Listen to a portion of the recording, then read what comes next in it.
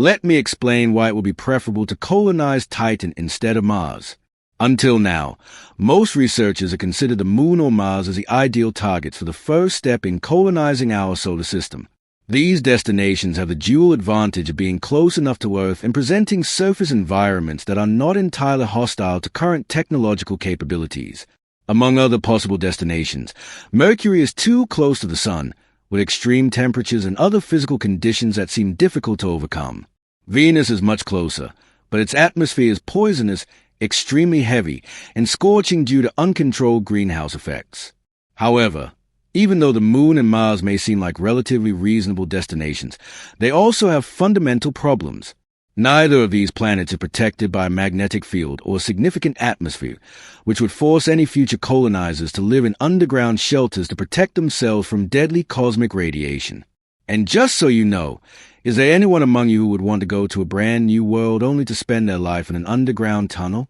In fact, this is a problem for which no solution has been found, so much so that more than a few expert planetologists have recently begun to suggest that the ideal goal to attempt to build the first human colony is neither the Moon nor the Red Planet, but Titan, Saturn's large moon. This hypothesis sounds a bit unexpected, given the temperature on Titan's surface is around minus 180 degrees Celsius, with rains of methane and ethane flowing into hydrocarbon seas. However, scientists are confident that this is the only place where people can build a self-sufficient colony in the long term. Do they have a point? To find out, let's try to list all the potential advantages of such an apparently bizarre choice. Are you ready to join us? Let's get started. Titan, one of the most enigmatic moons in our solar system, is the second largest after Ganymede. With its thick atmosphere and unique geological features, this moon of Saturn is a world that has increasingly captured the attention of astronomers and astrobiologists over the years. Unlike any other moon, Titan possesses a climate model remarkably similar to that of Earth, with distinct seasons and weather conditions that can offer clear, cloudy, very windy, or rainy days on that remote world. Its surface features dunes, rivers, deltas, lakes, and seas. Keeping in mind that we're still talking about an alien environment where average temperatures are around minus 180 degrees Celsius, let's explore all its positive aspects for potential future colonization. The atmosphere of Titan shields the surface from cosmic radiation. Without an atmosphere dense enough to protect their surface from solar radiation, especially galactic cosmic radiation, any colony would ideally have to be located underground. However, Titan has by far the densest atmosphere of any rocky body in the solar system, apart from Venus, which reduces incoming radiation to a negligible amount. A planet's atmosphere is particularly effective at keeping away the most deadly radiations, those coming from within our galaxy. The potential carcinogenicity of these radiations has been known for some time, although it remains poorly quantified.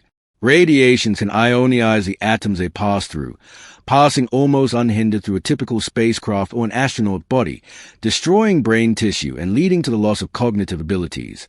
On Earth, in addition to the magnetic field, we are protected by the water in the atmosphere. But on Mars and the Moon, virtually devoid of a gaseous envelope, it would take 2 meters of water to block half of the incoming radiation, or 4 meters of soil. To protect against radiation, Titan has an atmosphere more than 50% thicker than Earth's. Not to mention that Saturn's gigantic magnetosphere also provides shelter. Before moving on, don't forget to subscribe to our channel if you haven't already. Make sure to hit the notification bell so you don't miss out on our daily videos. You wouldn't need a pressurized chute on Titan's surface. Most rocky planets and all other moons in the solar system have little more than traces of an atmosphere. Even Mars' atmosphere is little denser than a typical laboratory vacuum here on Earth. However, Titan's abundant atmosphere also means that the air pressure is much more comfortable for human visitors. It's only 50% higher than that of Earth, which is perfectly manageable, so colonists could move on the surface without the need to wear uncomfortable pressurized suits. The dense atmosphere allows for much greater thermal exchange with the environment, so heated and super-insulated suits would be needed, along with, of course, an oxygen supply respirator, nothing that is not already within our reach. Titan hosts the richest nitrogen atmosphere in the solar system. Titan hosts the richest known nitrogen atmosphere, so colonists would only need to add oxygen, using the existing nitrogen as a buffer, to create breathable air. In fact, Titan's atmosphere is already composed of over 98% nitrogen, compared to our 78%, making it more similar to Earth's atmosphere than any other in the solar system. It's true there is no oxygen, but there are deposits of water ice located just below the moon's surface. From there, one could easily obtain oxygen for breathing and for burning hydrocarbons. Colonists would need to live inside sealed structures with controlled atmospheres. Furthermore, the use of advanced spacesuits will be essential for outdoor missions. Oxygen production through water electrolysis or genetically modified plants could contribute to creating a breathable environment. Titan has rivers, lakes, and seas. Titan is the only object in the solar system, apart from Earth, known to host significant amounts of surface liquids. In fact, it showcases seas, rivers, lakes, and even rain and glacier, just like our world. However, instead of water, Titan has methane and ethane, which remain liquid at temperatures of -179.5 degrees Celsius. With an abundance of solid and liquid hydrocarbons on the surface, Titan has all the fuel a colony could need. In fact, it contains hundreds of times more natural gas than all known reserves on Earth. Fortunately, in Titan's oxygen-free atmosphere, these liquids are not even flammable, making their conversion into fuel much easier. However, even though it's not visible, there's an abundance of water.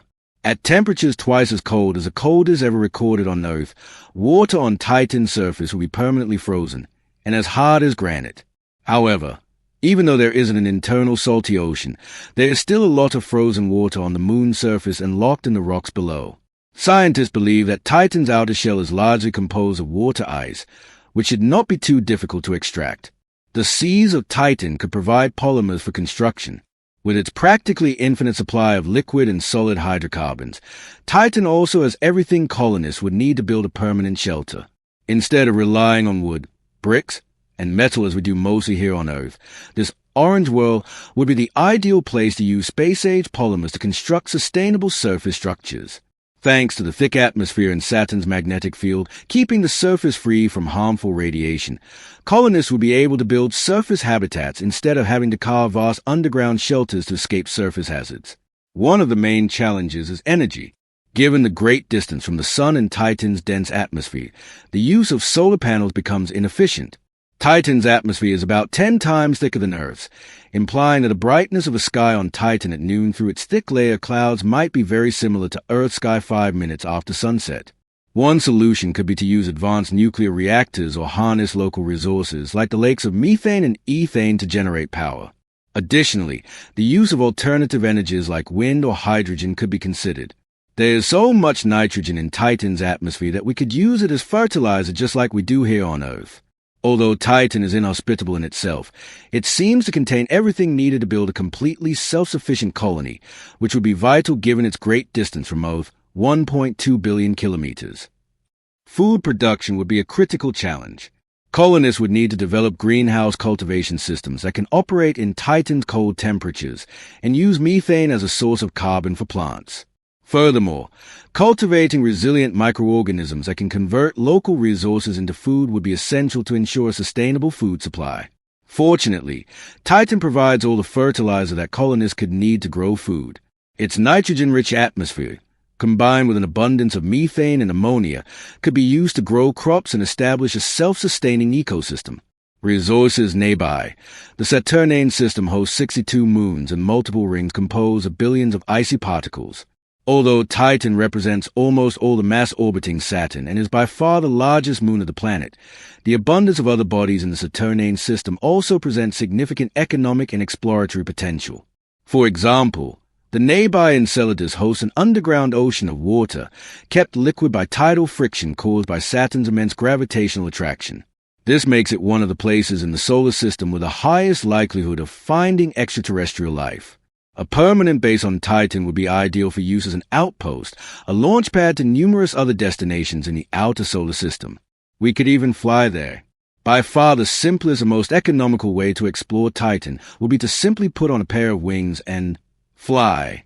Due to its small size and low density, Titan has a surface gravity of only about 14% of that of Earth, which is slightly less than that of our moon.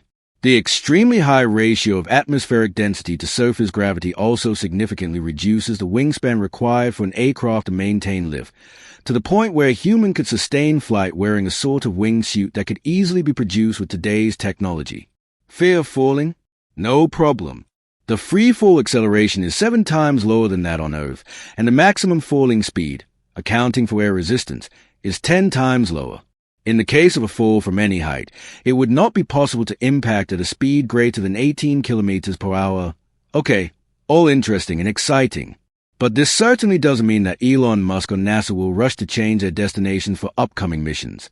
Unfortunately, Titan is a distant world, and its favorable characteristics will not be enough to convince us Earthlings to spend at least $400 billion to get there when, in 20 years, we could plant the flag on the peak of the red planet with just $100 billion. Certainly, when it comes to Titan, we're talking about colonization, not just a brief visit like what's planned for Mars. This means that a spacecraft specifically designed to carry a substantial number of humans and the necessary resources for survival on Titan would need to be constructed.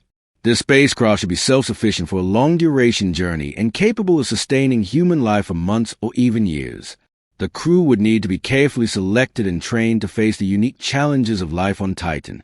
Astronauts should be multidisciplinary, with expertise in sciences, engineering, medicine, and other disciplines necessary for survival. Before sending humans, it would be wise to dispatch advanced robotic missions to prepare the groundwork.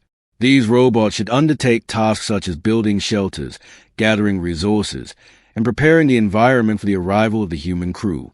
Once on Titan, astronauts would need to land safely and begin establishing colony. This phase would involve constructing habitat structures, producing food, and implementing life support systems that can function in Titan's unique conditions. All of this will cost a significant amount of money, and it can only happen when we have found a more efficient propulsion technology than chemical rockets. It won't occur in 20 years or even 100. Likely, we'll truly begin to consider it in a couple of centuries after we've drawn the first conclusion from the colonization of Mars. Even that is not guaranteed to succeed.